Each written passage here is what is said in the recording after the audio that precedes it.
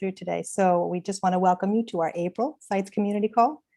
We are grateful to have these two excellent experts in the field to share their experiences with how to close the gap between design and construction and ensuring sustainability all along the life of a site's project. It's a topic generating a lot of interest, so we're glad that you've joined. Many of you know Danielle Pier. She'll provide some updates on the program, put some context around our conversation today, and then Brian and Heather will share their valuable lessons learned, and we will leave time for Q&A at the end. Please be aware that we are recording this session. Paul, if you haven't hit record, please do so. We will be sending it out to all registrants afterwards, so you have a copy. We encourage you to introduce yourself in the chat, send questions in the Q&A section, and feel free to send those throughout the presentation. We will try to get to all of them within our time today. As with our previous community calls session, the live session is approved for one site's CEU with GBCI. We'll put the course ID in the chat, and it will be included in the material to send after the session. So thanks again for joining us, and Danielle, I'm turning it over to you. Hi, everyone. Thanks, Anna Grace. And hello and welcome, everybody. As many of you know, Sites was developed with rigor and flexibility in mind, applying to a wide variety of projects from university campuses to government facilities, public parks, corporate headquarters, and many more. Sites fills an important gap in properly addressing the space outside of and between buildings, yet also for projects with no buildings at all. Because while every building has a site, not every site has a building. With that said, sites and LEED can be used in tandem. I want to start off by sharing some work that's currently underway. We're developing a specific credit submission form, which will provide additional insight, clarity, and guidance to teams pursuing certification on their projects. Through this process, we're also streamlining documentation where possible and compiling any addenda items. Several projects are pursuing sites and LEED certifications, and while we have a document outlining synergies and equivalences between the two systems, we are further streamlining this pathway as well. We are also close to finalizing a new pilot credit to encourage projects to quantify and increase carbon sequestration on site. This credit is being developed in conjunction with a LEED technical group and references iTree and the Pathfinder app. Lastly, we are in the process of exploring adapting sites to apply to existing built projects versus only for new construction and major renovation. Another fairly new effort is the Sites Community Partner Program, which we launched in late 2020 as a means to more actively engage design and planning firms, universities, government agencies, public gardens, and other organizations with the goal to collaborate on the evolution of sites and join forces in our collective work toward a more regenerative and resilient future. Partners will also get a first look at new resources when they're available, like the ones I just mentioned. Please visit our website for more details on that.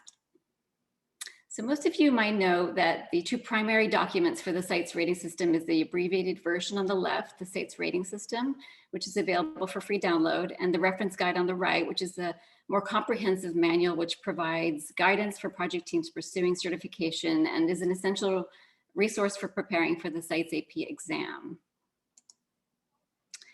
So currently there are over 200 registered and certified projects, which are represented in 15 countries, including the US, China, Japan, Brazil, Mexico, Italy, Spain, and others shown here. In the US, projects are located in 38 US states and Washington, DC.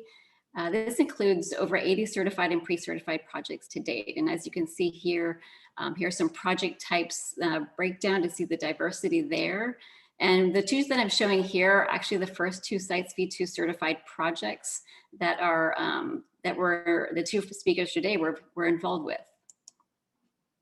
I want to briefly set the context for today's topic of site construction as it relates to the Sites rating system. While we have a section on sites construction, section 7, preparation for construction starts much earlier in the pre-design and design stages.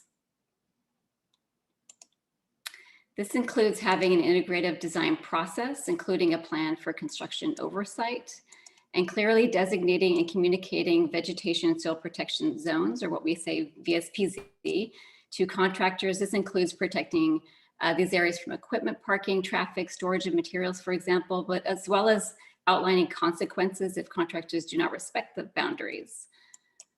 The soil management plan reinforces the importance of soil in the construction process by communicating to contractors areas of healthy soil to be protected, as well as a treatment plan for soil restoration. And also, in addition, contractors are to be informed of how they will identify, control, and manage invasive plants during construction. Now, here is section 7 of the rating system, and addresses proper construction practices to ensure design is carried through out as intended and sustainable measures are implemented in this phase. It offers up to 17 points out of the 200 points and includes 3 prerequisites and 4 credits as shown here. Sustainable practices start with ensuring that contractors are aware of sustainability goals and sites requirements. This communication step references the first prerequisite. The second prerequisite focuses on controlling construction pollutants. This is similar to a lead prerequisite. And prerequisite 7.3 highlights the importance of properly restoring soils that have been disturbed during construction. And then the credits encourage projects to go further, to restore soils disturbed from previous development, divert land clearing and demolition materials from landfills, and implement idling policies and low-emitting construction equipment. The big picture goals for this phase of the development process are ultimately to educate and transform the construction process so it protects and restores ecosystem services on a site. So it protects air and water quality, and this in turn protects the health of workers in the surrounding community. And by diverting materials from landfills, we start to view waste as a resource. Like in this far right photo, this is excavated rock, which was reused for gabions in the site certified project at NREL. Of course, with all this, the devil is in the details. So with that, I'm honored to introduce our excellent speakers who will share their valuable insights and experiences with, and really dig into the details of how they work with contractors and communicate sites requirements and sustainability throughout construction. Brian will kick it off. He is a senior project manager at Revision Architecture, an interdisciplinary practice that combines an architecture and design studio with sustainability consulting. Their focus is on aligning comprehensive project goals with appropriate strategies that provide real value. Brian has 2 decades of professional experience in ecologically sensitive site design, sustainable infrastructure, master planning, hydrologic analysis and design, lead and sites consulting, and high performance building design within the US and internationally, in addition to being father of these 2 adorable little girls. Now, Heather Benthaus is the principal at Regenerative Environmental Design, or RED for short, a sustainable design consulting firm that strives to connect natural and built systems in mutually beneficial ways. Now, Heather has intimate knowledge and history with sites as the former sites program manager while at the Lady Bird Johnson Wildflower Center, which is one of the founding sites organizations.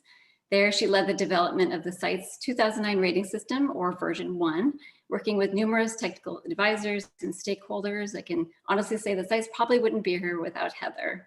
She's also a contributing author to the Sustainable Sites Handbook and author of Designing the Sustainable Site. Brian and Heather both served as sites consultants, like I said, on the first Sites V2 certified projects, but they have also others certified and underway. And now I'm happy to pass it to Brian.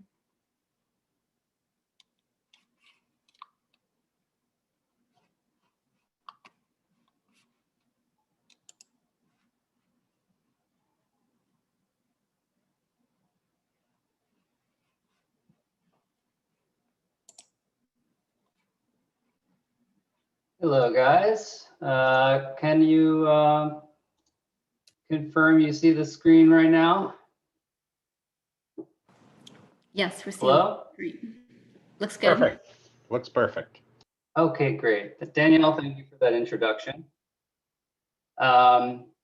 So I'm going to jump right into it and skip over my intro. We had the opportunity to work on 2 fantastic projects. Chicago's Navy Pier and United States Botanic Garden Bartholdi Park in Washington, D.C. And both of these projects applied the site's framework.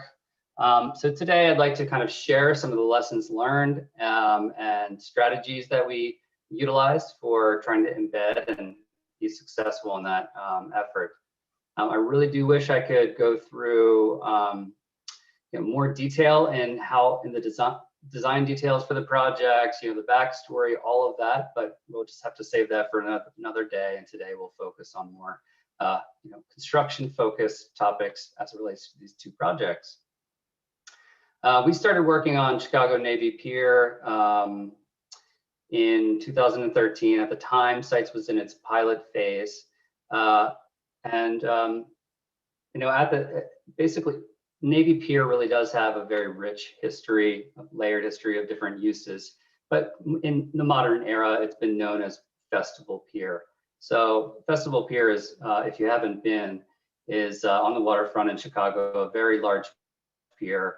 And it's actually one of the most popular tourist destinations in the Midwest. And this was the case even though they kind of felt fatigued, was dated, overly commercial. So the client, Navy Pier Incorporated, really wanted to make it more contemporary, green, and sustainable. And they felt like the Sites framework was a good tool to help them get there. There was a lot of complexity in the project. It consisted of both on land and on pier conditions that had to be accounted for in the design and construction. Here you're looking at an aerial of what we call Post Brothers Park and Head House Plaza. This is the on land portion of the project. After completion, you've got that fantastic fountain that turns into an ice skating rink in the center. And then there's designing for and constructing for the on land condition was very different from that of the on pier condition. Soils, stormwater management, constructability, et cetera, they all had to be thought of differently. The pier portion of the project presented a challenge, primarily being that there was really no vegetation and a very thick concrete slab. So with those nice large saws, they were able to cut through that slab and incorporate what we call tree tubs by putting in the steel girders, soil, trees. Here's the view looking back toward the city from on the pier. Ultimately, 124 trees were put onto the pier, and that really changed the dynamic and the feel of the pier. It's much more comfortable, much more pleasant environment to be on, and just softer.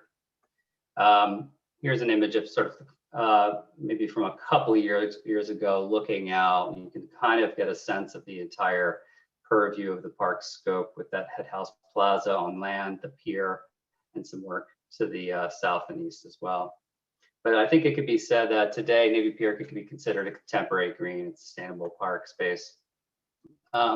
United States Botanic Garden was another, at Bartoli Park was another project that we used with applied the Sites framework to.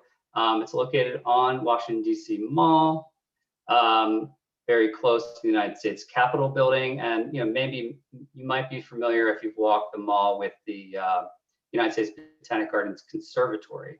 Bartoli Park is located just south of that conservatory. So here you're looking at an aerial of that triangular park. It's 1.2 acres and bound by some roadways. And the work that was started has been completed. And really, United States Botanic Garden really is a showcase of sustainable gardening now. The park was originally created in 1932 and had not been renovated or restored at all in that entire 80-year plus period. And so it was kind of due to bring it up to modern day standards. Interestingly, United States Botanic Garden was one of the three developers of the Sites framework before it was acquired by GBCI. Sites framework was originally developed by Lady Bird Johnson Wildflower Center at UTexas and American Society of Landscape Architects. So you can imagine they were committed and that had a vested interest in applying Sites framework in a successful way. So the project included renovation of that central Bartoli fountain that you're seeing, improving accessibility, new hardscaping, seating, an edible garden, permeable paving, and a lot of effort into protecting the existing sensitive plants and soils. Additionally, the park is ringed by a series of rainwater gardens. I would say that the park really does excel in its programming. as the park connects people to nature through programming that includes yoga, nature and motion walks, and educational and therapeutic programs for veterans and active duty soldiers, just to mention a few. And we're really proud to say that both projects were gold level certified Sites V2 projects. And from applying the Sites framework to the projects, we did identify a lot of value add opportunities and a lot of value add that came from that. From team learning, I would say that's kind of, it provided learning and growing opportunities for people who are engaged to have a more holistic understanding of what it means to be a sustainable site. It offered specific and quantifiable direction or metrics or targets and thresholds for the designers and developers to work toward. It was quantifiable and measurable or third-party verified. And that another way to say that is, it really does offer, by formally pursuing any framework or sites, it does offer that accountability that offers so much value to the client and ultimately to the project. Without being held accountable to define performance goals, a project may, what happened there? Here we go. A project may, underperform and not meet its specified economic, ecological, equity goals. Driving the materials industry, this is a really biggie, I think, for sites in general. The building industry has been used to trying to dig up or provide transparency information, product information like EPDs, environmental product declarations, recycled content, all of that kind of information about their materials that they're selling because LEED was a driver to the materials industry, within the last 20 years, for the last 20 years. Now, this is new to sites, and so you're seeing some growing pains in terms of manufacturers providing that information, but there's a lot of value just more broadly about how it's driving the industry. It does offer, the rating system does offer an emphasis on public health and education, which is not necessarily on the forefront of a contractor's mind, and pre-design through maintenance, full project life cycle. So one thing that I do like about the sites rating system is that it takes you through pre-design, sort of follows the path of a project, pre-design through design, through construction, through operations and maintenance. So it's very holistic in that way. And then when you're looking at the challenges, essentially it's just the opposite of the value add or the negative inverse of the value add items. And so team learning, there was a steep learning curve for the teams that we were engaged with. But ultimately for all of these challenges, another way to view it is they were growing pains. There were really opportunities to learn and do create better projects. And so ultimately, the value add is there, and it's going to result in a better built environment. So there are a bunch of processes and tools we use to try to drive success. Pre-design, assessment, and planning is kind of an all hands on deck effort when you're doing your preliminary studies to find out more about the site and site conditions and sort of neighborhood conditions. This can result in reducing surprises later on. Team goal setting sessions and contractor kickoffs. We sort of dive into prerequisites and credits. We set goals. We identify champions. Start thinking about key dates, regular calls. All that is quite important to set that sort of infrastructure for a project about how sites will work. In specifications, it's really important to tune your project specs to match your project goals. And for the contractor, it's all in the spec. They bid off the spec and they refer to the spec to ensure they're delivering on their contract obligations. So we developed a set of specs that clearly describes sites, materials, credits, and associated requirements, and also ask the contractor to vet material suppliers and identify suppliers that can meet this criteria. Sites action plan is something that I will get into a bit later on some of these slides. And then ongoing product submittals and ongoing reports and calls, obviously that's important in order to verify that you're on track and meeting your site's goals and maintain accountability within the construction process. This is just sort of a theory slide to transition into some new topic. And I think that there's a lot of value add, but with sites, but it really does depend on when the team starts to apply the sites framework. So Early adoption is absolutely critical. Early adoption results in greater adoption of sustainability strategies, all sort of at a lower cost threshold. Whereas, later adoption is going to result in greater challenges trying to embed that sustainability design solution or idea, and greater costs to incorporate a sustainable design idea. So earlier the better. And we certainly try to emphasize that with the client on both Chicago Navy Pier and Bartoli Park. Here you're looking at an image of the design team, contractors, ownership, all of us kind of getting together to kick off the project, hold a sustainability brainstorming session, and think about and go through the criteria of sites. In part this activity was to get to know each other, in parts get to know sites, and in parts kind of to begin to gain ownership from the team, really, and particularly ownership from the client, because that's going to go a long way in terms of making sure it's, you get traction with sites and set up the project for success under the sites framework.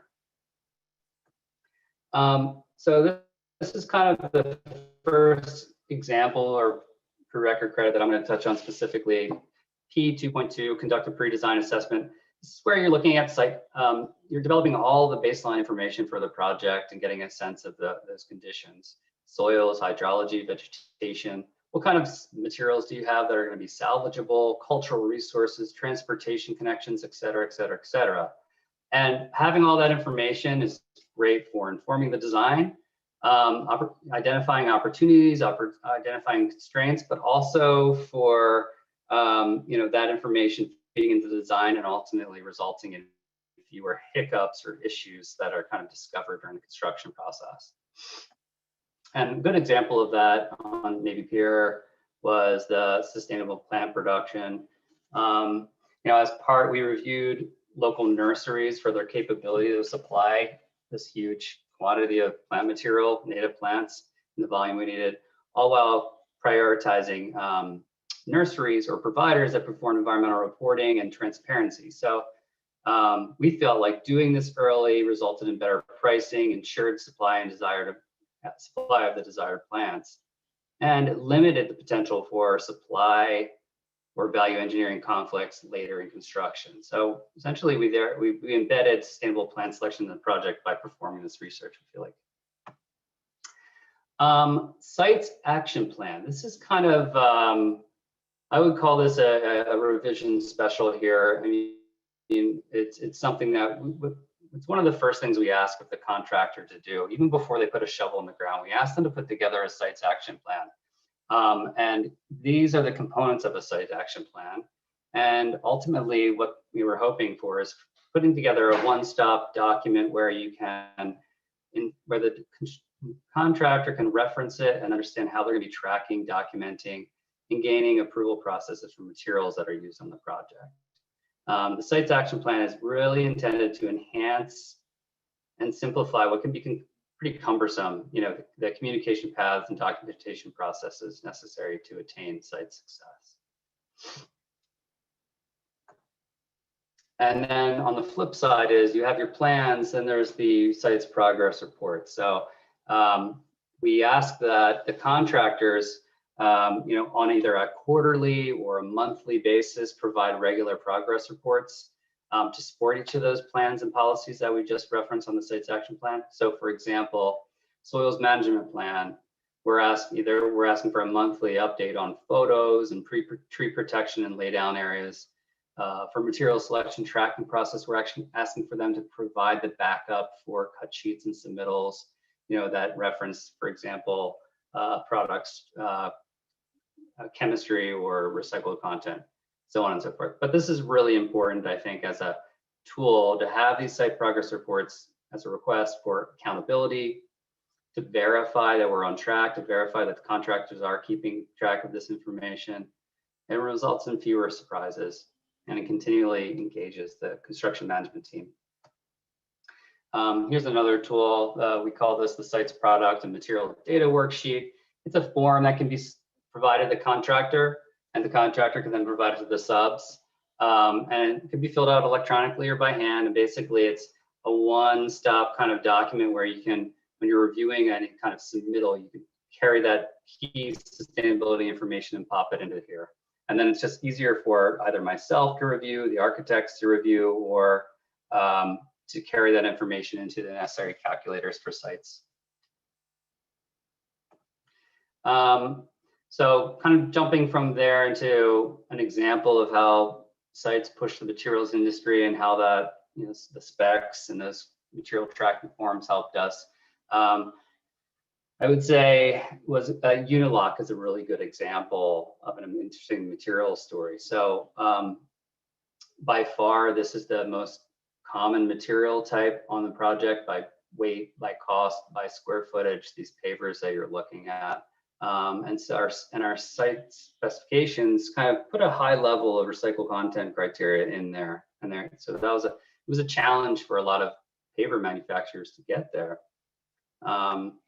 But Unilock was really kind of amenable and worked with us. We have 550,000 ultimately of these pretty chunky pavers, ubiquitous throughout the project.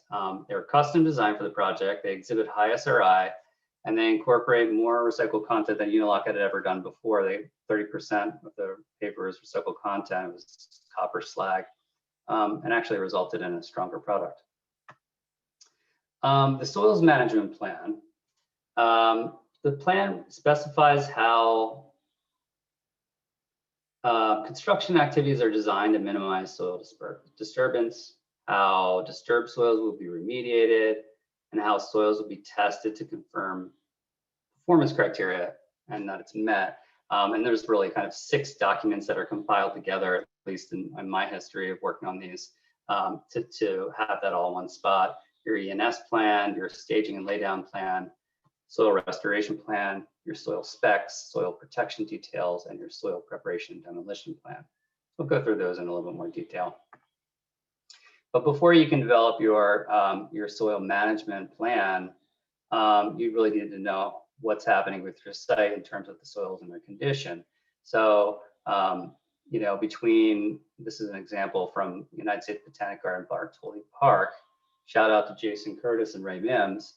You know, here you have just some initial mapping of where are those healthy soils, where are the impacted soils in comparison to our lead project boundary, or sorry, our site's project boundary. And then basically all of those components of your soil management plan are speaking to those different types of conditions. You guys are all familiar with an ENS plan. Skip over that. Staging and laydown plan is really important. It identifies approved construction staging locations. So, you know, where are you going to be placing your materials? How are you getting into the site? And how are you doing this in a way that it's not too tight for contractors to do what they need to do, while all at the same time not stamping on, you know, sensitive vegetation or soils? You know, that's something really important to think about and think through in a you know, robust way. Soil specifications, these outline requirements for soil testing and pre-construction and post-construction. Describes the detail, in detail, the planned treatment for each soil amendment zone, identifies location of soil protection, and outlines requirements for delivery and storage and handling of soils. So this is really important, obviously. And, you know, on a project, you may have more than one soil spec. So for United States Botanic Garden, where they're in DC, they fall on a combined sewer outfall, or CSO. You know, it's really important for them to reduce their runoff. They had 10 rain gardens that basically wrap around the project site and reduce water to the CSO system. But, you know, because you have this kind of landscape condition, you're going to have a specific soil spec for bioinfiltration soils versus having one for planting soils. And then here you see tree and soil protection, fencing and signage. There were some really nice soils that need to be protected on United States Botanic Garden, as well as Navy Pier, but this is an image of Bart Park. And there were some unique and valuable plants that needed to be protected as well. I think this image on the right is showing a pomegranate tree and I might botch this. It was either, I think it might have been like the northernmost pomegranate tree in the world or the US. I want to say the world, but don't quote me on that. But it was important to get this right. And, part of that is the signage as well. Protecting and enhancing soil health was paramount to the United States Botanic Garden. It was also paramount to sites.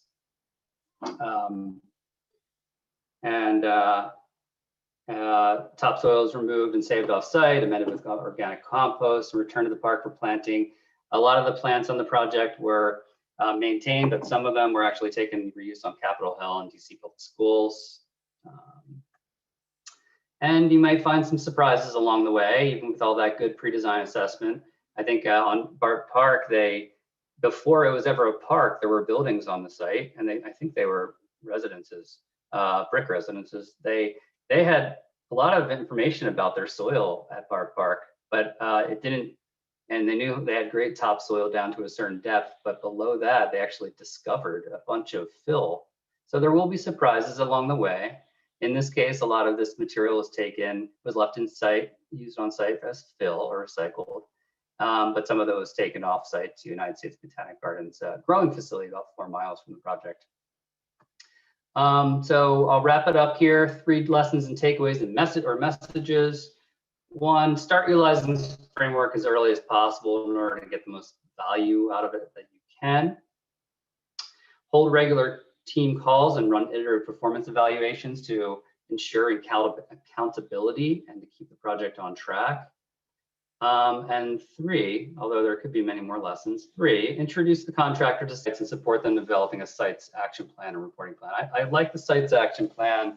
I like trying to encourage contractors to have that up and running and have it develop before they start their work, so they have a good point of reference.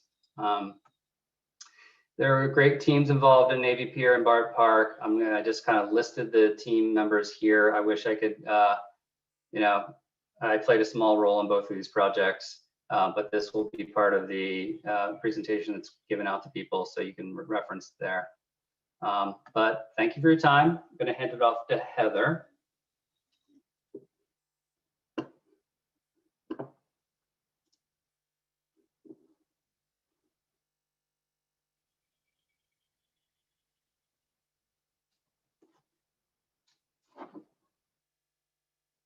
Heather, are you there?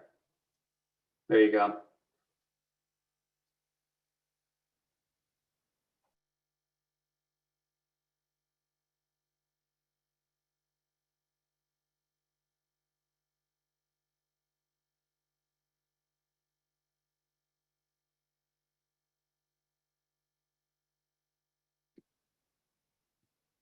Hello?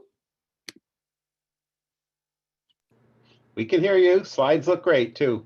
Oh, good, good. I thought, oh no, now I did it. Okay, hello everybody. I wish I could see all of you. It would make this a lot more fun, but we'll do what we can. So just very quickly, this is a project in Midtown Park in Houston. We're currently wrapping up the site's documentation there. It's a super cool project, largely because it's located over a parking garage. So it's basically an intensive green roof, one big intensive green roof. It's been interesting because during the construction process, Midtown endured Hurricane Harvey, and so the site got to be reworked for that. They hosted ESPN for the Super Bowl and have had multiple phases of construction. And so looking back on this project, I would say that the lessons learned is the value of good record keeping. When a project has lots of starts and stops, some which you can predict, others like natural disasters you cannot, keeping good records of where you left off and where you need to pick back up will save you lots of time and money and frustration. Thankfully, our team has done well with this, and we're in the last phase of sites documentation, and it'll be excited to finally celebrate this project with the entire team. When I started working with GBCI on this presentation, they requested 3 lessons learned. And as Brian said, I think there are many, but today we'll discuss these 3. Every project has an opportunity to learn something new and improve. But there are some overarching concepts that can definitely make a sites project more successful. For my business, that includes working with the project teams from the onset of a project and determining the performance goals early. I try to think about weaving sustainability solutions into the design, the construction drawings, and the specifications. If you can think about this as an analogy of a piece of thread being woven into a rug, it's difficult to pull that thread out without unraveling the whole thing. And that's what we're trying to do with sustainability in these projects. So looking at this first lesson, it's super important for the owner to communicate their commitment to sites goals, that this is an expectation that the entire project team is working towards. And this is what I'm talking about is early in the design process. And what you're hoping to achieve is early adoption from the project team so that they take ownership of those performance benchmarks in design, and then they carry that ownership throughout construction. This will become particularly important because change orders are going to come up. There are going to be unforeseen issues that will arise during construction. And you need the project team to continue to lead the charge and to help address these issues in ways that meet the performance goals and ultimately lead to site certification. As you all know, integrated design is a prerequisite of sites, and that prerequisite does include a contractor professional as part of the integrated design team. We're not always lucky enough to start working with the contractor right away, but often there can be other contracting expertise added to a project. And so we try to take this opportunity to ask the contractor about construction means and methods super early. Asking them, how would you build this? This design shows that the pathway or the building stays out of the critical root zone for trees, but can it really be built that way? What will it take to build it? Working with the contractor on how you can establish tight limits of construction, and then developing the VSBZ plan early so that it's included in the pricing exercises and begins to solidify the site's requirements. I'll talk more about the VSPZ later, but it's a critical component of this. And so in my projects, we're constantly tracking progress towards our goals throughout critical milestones in the project to help ensure that those performance goals are being met. We also identify a champion from the project team for each one of those prerequisites and credits. This project member keeps this criteria in mind when working through design and construction. And what you see is they ultimately take ownership of that piece because it's reflected in their work. This particular project is a relatively small project with super big goals in Stephenville, Texas, the Middle Trinity Groundwater Conservation District Learning Center. I'm working with Waldrop Construction, Studio Outside in Lake Flato. And currently, we're very early in design development, and we're already looking at material selection, and the contribution to our site's goals are being discussed.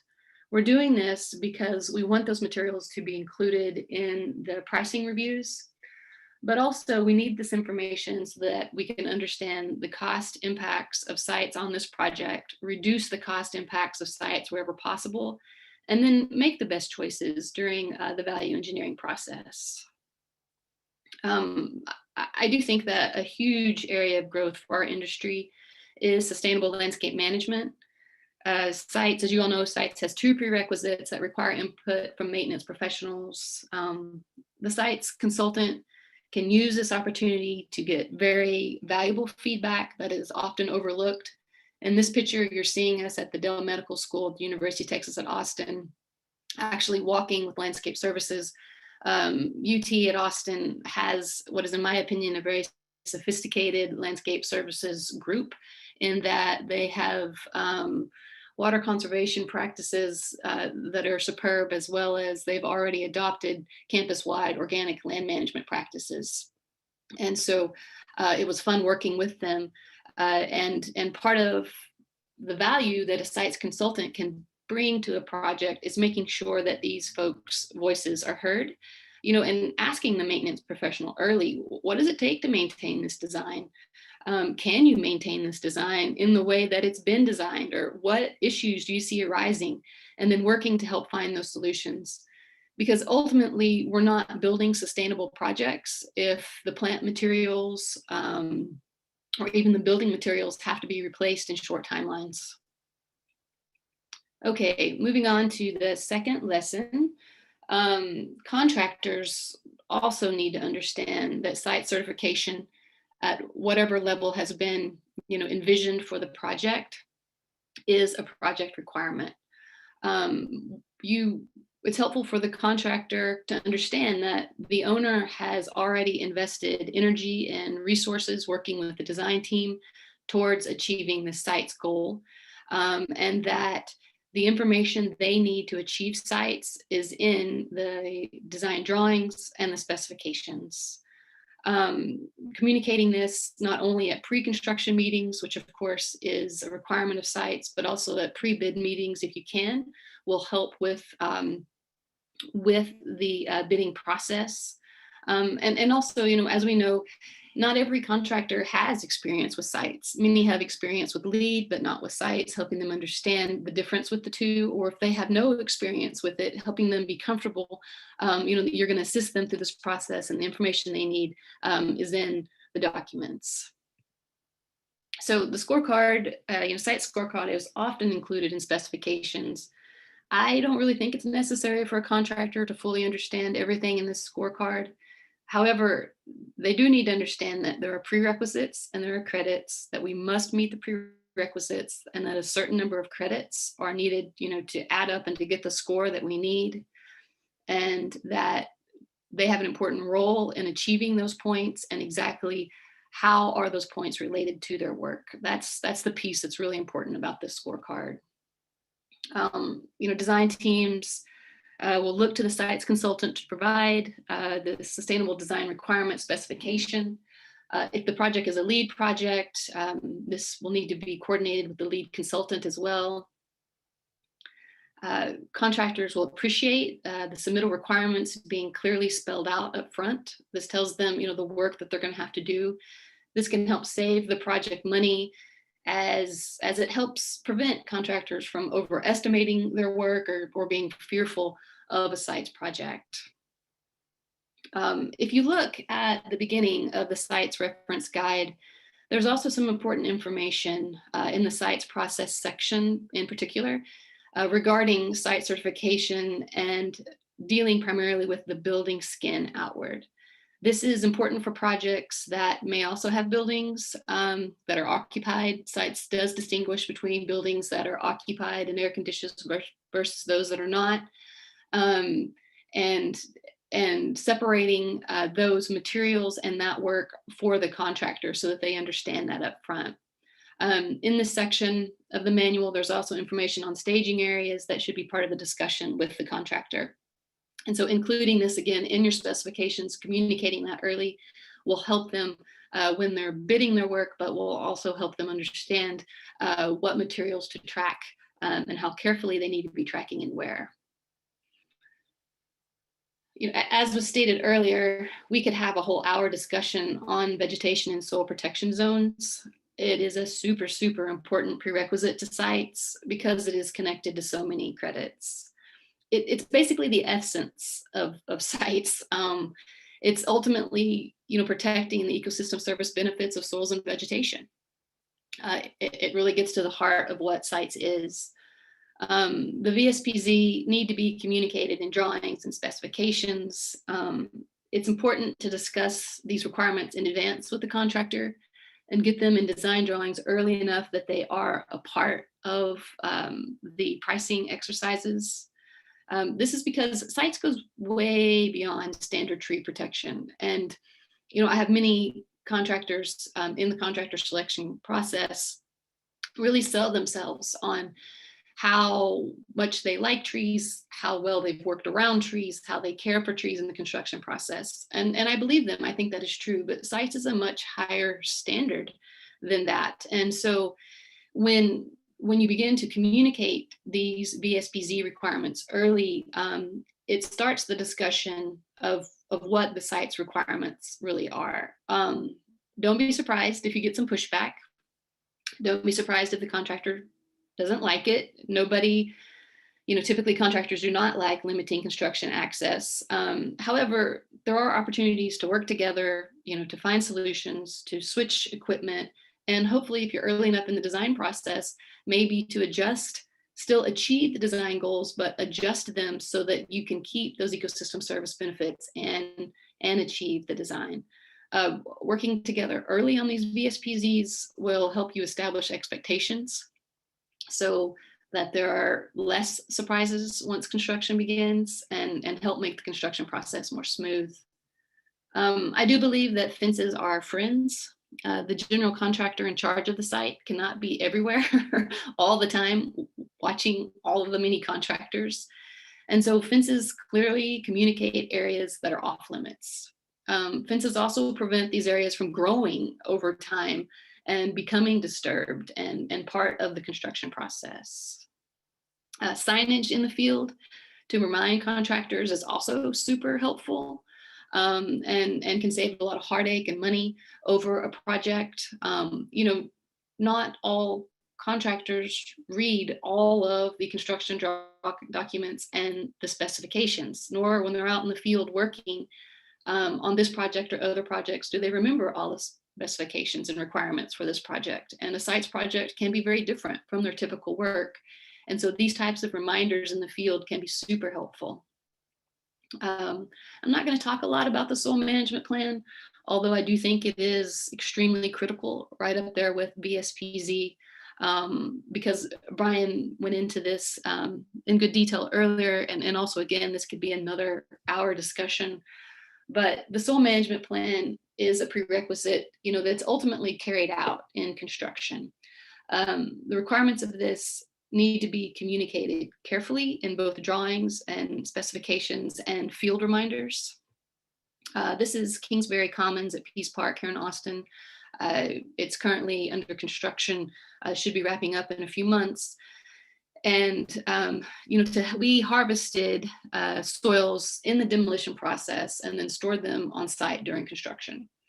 In the soil management plan, we separated the areas where these soils would be stored so that we would not confuse the contractors, but also so that it is a visual reminder that there are different soil piles, that they go back in different places, and that they've been harvested for different reasons.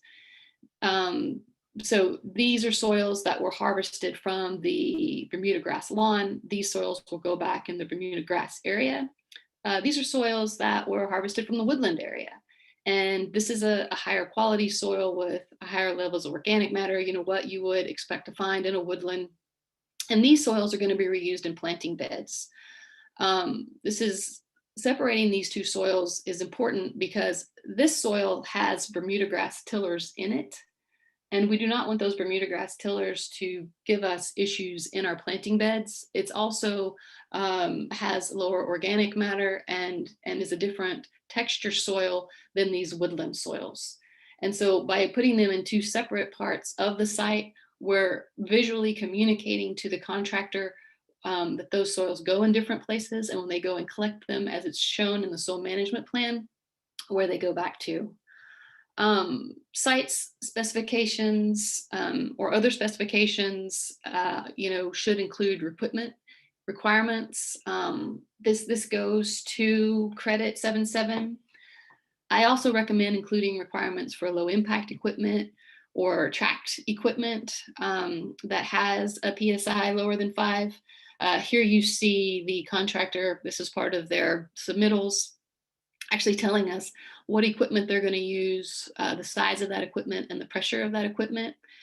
And it is pretty amazing how big of a difference this equipment can make. Many people, soil scientists, have measured soil compaction with different types of tracked equipment and weights of equipment, and spreading out that load is a huge help. In a little bit, I'll show you some pictures of some comparisons that we did for soil restoration at Peace Park, looking at different material types. The construction waste management plan, a separate part of the specifications. LEED has really led the way with this credit, so it's actually not that difficult, I don't think. For a sites project, the important thing to communicate is that materials include soils, rocks, vegetation, other things beyond what a LEED project might include. And then also the criteria for how those soils and other waste materials have to be reused in other places. We talk a lot about how can we continue to bring sites requirements in the forefront of the construction process so that they don't get forgotten about, which is easy to do when a project is moving quickly and there's so many moving parts and so many decisions being made. And so it is important to keep putting these requirements in front of contractors. And as we all know, not everyone reads all the specifications, nor do they remember them or separate them always between projects. And so adding notes to the drawings, like this is a soil management and restoration notes for this specific part of this project to the drawings. This is a drawing that hopefully will be taken out in the field. It's just a reminder that this piece is done different, because a soil management plan often has many different soil types or many different soil management strategies. And so at last, we're going to talk about, I think, one of the most important pieces, and also at times one of the most challenging, and that's the ongoing contractor education and relationship building. And so I have to say that working with contractors is often one of my favorite parts of a project. Both sides, project teams and contractors, can learn so much from each other. In this picture, I'm at Peace Park working with Harvey Cleary, contractors and the design team, and we're on site prior to demolition, prior to pre-COVID, when we got to walk around without masks on. And what we're discussing is these sites requirements, the VSPZ, the soil harvesting, the construction access and material storage, and walking the site and looking at the plans and making sure that we're all on the same page. And for this part of the presentation, I did follow up with this team to discuss lessons learned, because we definitely have some. And so that's what I'll be sharing with you now. Just to give you a sense, Kingsbury Common at Peace Parks is 10.3 acres. And over this 14-month process, there's been 25 subcontractor trades and 500 individual subcontractors. So that is a lot of people to continue talking about sites and continue educating sites. And when you look at this picture, you see all of that work going on at one time. And even though the general contractor has many superintendents in the field, they can't be everywhere at the same time. And so there has to be other reminders. There has to be other ways, to continue working with subcontractors and others to remember what's important. And so what we came up with is, John Patty said, the noisy wheel gets the grease. And so of course there's a sites pre-construction meeting, that's a requirement of sites. But at that pre-construction meeting, you typically get the project managers. You may not get the folks that are going to be in the field. And so in addition to that, some sort of new contractor orientation, where every time a contractor comes onto this project, there is information that's given to them about sites, about this project, about what's special and what they need to do that is different than other project that is related to their trade, including sites requirements and reminders and weekly safety meetings, developing construction access plans for all of the trades. And this may have to be a living document, but talking to them, how do you get from point A to point B? Where can you park? Where can you store your materials? Where can you go? Where can you not go? And why this is important. And then of course, using that signage to really denote all of these areas so that they understand it, so that it's clear, so that it's in the field and it cannot be forgotten. And so you take, a soil management plan like this, and then you ask your contractor. And this particular plan was developed by Cleanscapes. And what we're talking about is, where are you going to restore soils? Where are you going to plant soils? How do you work with other trades so that once those things are done, they're not compacted again or damaged in a way that would require that work to be done again.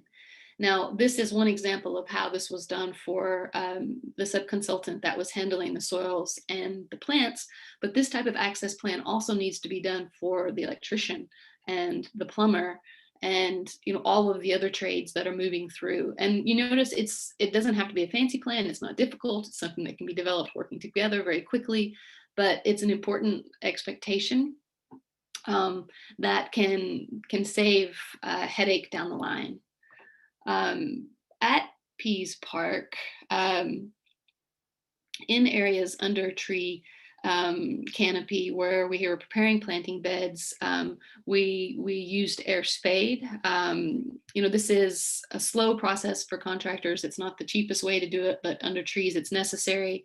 Going back out with the contractor and looking at their work and showing how it is protecting roots, how it is creating a good planting bed, brings value to that process and helps them understand the importance of that.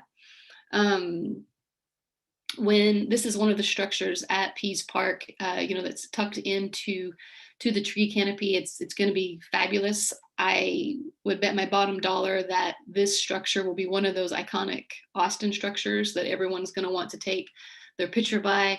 But when we were developing this construction plan for this piece, the protection of those trees around it, because it was built to be nestled into the trees, required conversations about the special equipment that would be used in and out, and the special construction pathways. And so this is a mulched pathway that was put in. You can see it has VSPZ on either side. You can see the fencing there. And this mulched pathway was put in to basically provide that lift right there, an opportunity to get in and out and to move around without damaging trees. And so I went out with my soil penetrometer, and then working with the contractors, we were talking about soil restoration in different areas and what we needed to do prior to planting. And so this is a mulch trail that was kept throughout construction. We came in and we removed the mulch, down to about 4 or 5 inches, and then measured the compaction. And the compaction was compared against soils, inside the VSPZ fencing that had not been disturbed. And what we found is that the soils underneath the mulch were comparable to the VSPZ soils. We also even found, earthworms underneath this mulch where equipment had just been driving back and forth. And so what that means is that the restoration of these soils and ultimately the cost on the contractor is going to be much cheaper. Here we are again in an area that has had, disturbance because of different infrastructure coming in, measuring the compaction, and then again informing those soil restoration plans with the contractor before planting begins. And this is actually the contractor taking the measurements. They saw me doing it, they become interested, they, hand me that, let me try it, and they want to see. And we spent quite a bit of time going around the site and looking at these different things. And it really is fascinating, the different construction methods, equipments, pathways that can make the soil restoration work, and ultimately the resiliency of the site so much better. And so with that, I will wrap up and turn it over to others for questions.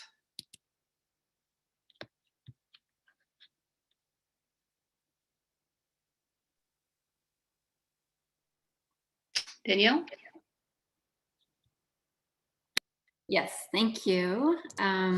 Okay, so we have running low on time, but we do have a lot of questions, and if we don't address them, we can answer them via email after. So I'll just start with some of these. Heather and Brian, if you can unmute your microphone. The first question is, can you offer advice on the creation of specification as a tool early in the project process prior to the bid set that help ensure successful implementation of site's goals? If you want to expand on that a little bit more, either one of you. I would just say include as much as you can, as early as you can, so that it is including in those pricing sets, and also so that it begins to clarify very early what the requirements will be with the general contractor.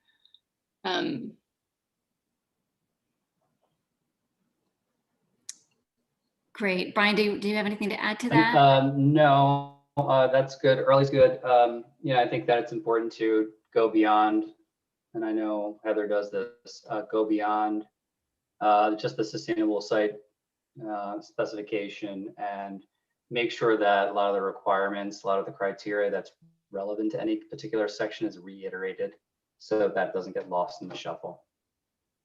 Okay, great. Thank you. Thank you. And I think this one is for you, Brian. And I don't know if if you want to pull it up, but it's this is the question for you: is, are the 6 documents for the soil management plan part of the contract documents or just for the site submittal? I know the specs will be part of the CDs, but the diagrams, question marks. Yeah. Yeah. I think that in the case of, I don't know if all 6 were, I don't have my presentation up anymore, but I think, certainly, your ESC, your erosion sediment control plan is part of it. Your soil specifications are part of that. Typically, your site laydown and staging area plan would be part of that as well. Although it'd be great to kind of take another look at all of this stuff with the contractor that's ultimately selected. So, it makes sense for them too. But I think that most, if not all of those 6 were part of the base contract documents. I think that the only thing that wouldn't be was anything that's basically customer curtailed based off of the findings from the soil survey of the site, right? So a lot of that happens. A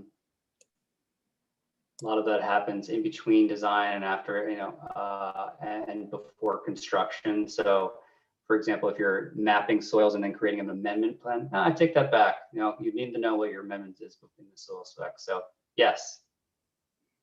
My answer to that question is yes. Okay. Okay, great. Thank you.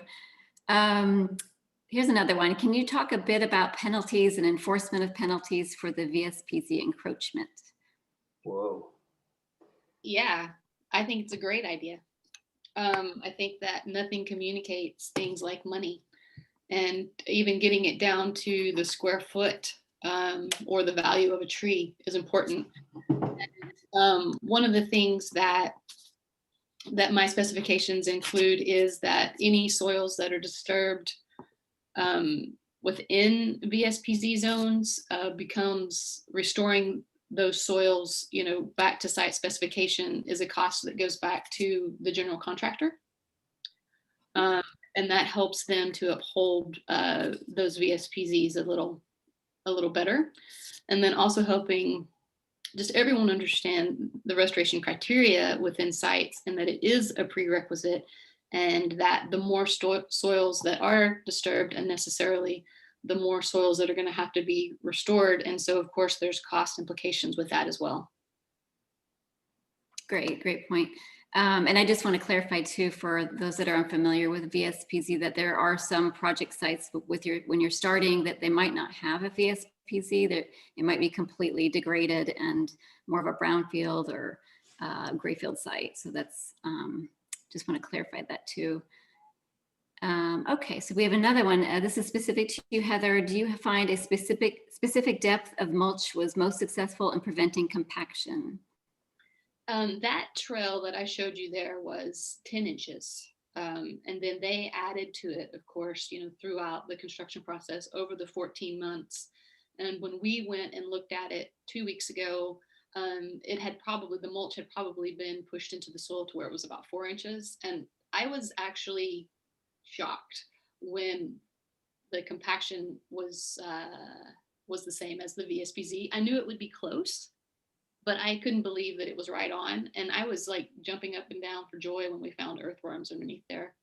So I would start with, the 10 inches, but then it's a reminder that depth has to be maintained throughout construction. And so additional mulch will be needed.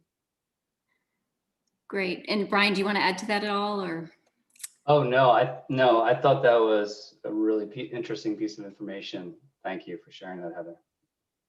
Great. Yeah, thank you. So we'll take one more because I know we're over time, but and we will answer questions after the webinar as well. So this is, I think, geared toward you, Brian. Sites action plan and progress reports. Are there any potential problems in requiring these to coincide with pay application reviews? Is the GC able to collect and compile information quickly enough to meet that monthly interval, Or is there too much of a delay in obtaining this information from vendors, suppliers, subcontractors, and quarterly is more appropriate or manageable? Yeah. I would say, we were able to effectively do it on both projects. That said, there does need to be an aspect of flexibility, right? So you're just looking for basically a progress report or update to the best of their extent possible based on the information they've received relatively recently.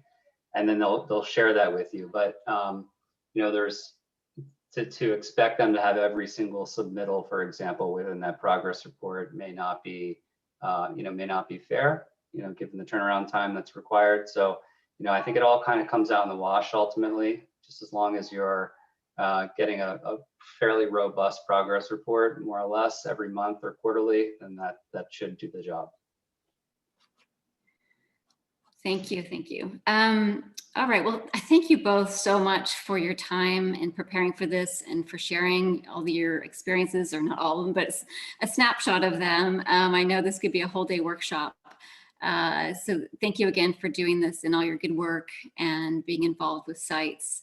Again, we'll answer questions that we haven't addressed via email after the webinar is over. And I want to end with just giving you some dates for our future sites community calls. If you want to save those dates, we also post this on our events page. We'll have more details there. And if you have any ideas for topic ideas or projects that you want to learn more about, please do let us know. Email us at sites@gbci.org. Thank you again to our speakers, our wonderful speakers, and for everyone for attending today. Have a great rest of your week.